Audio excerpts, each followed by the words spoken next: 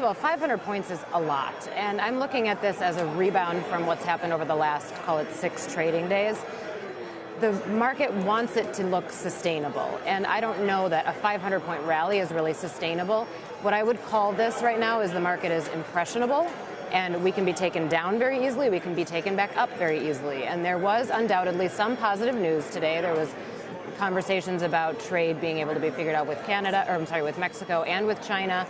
But the statements, again, to harp on this point, the statements by the Fed never mentioned a cut, never promised a cut, yet the market interpreted it that way. And when we look at Fed funds futures, they can swing pretty big and pretty quickly. And that's really what's happened over the last few months. Jim, a technical bounce today or a fundamental bounce?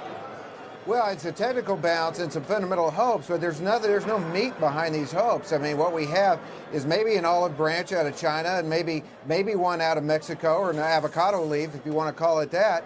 But the reality is we're bouncing off of support level after being really oversold, and there's very likely a huge element of short covering in here as well. Beyond that, let's look at the warning signs, and they're all adding up. You've got really coughing canaries in the coal mine that have added up in a big way. The yield curve is inverted.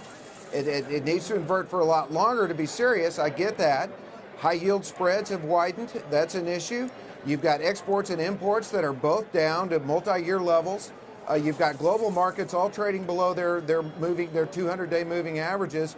And so all we have today is a technical bounce off support on some hope, but no real meat out of either the Fed or out of trade. But I'm not too negative here. Look, interest rates are so low now that the yield on the S&P, yeah, I know.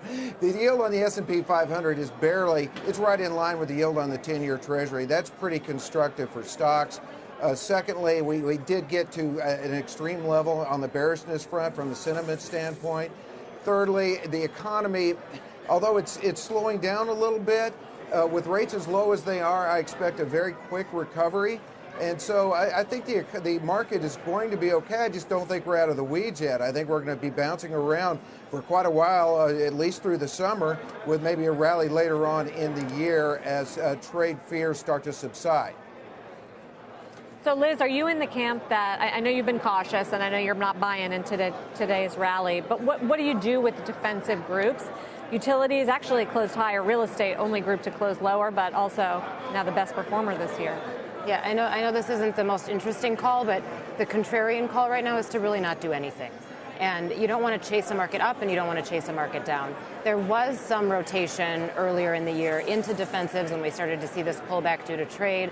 But then when you saw some of the rallies, they were the ones that didn't work out either. So you don't really want to be on either end of the barbell too much. But I do think it's important to stay invested. And it's really easy during times like this to come out of the market and just wait around.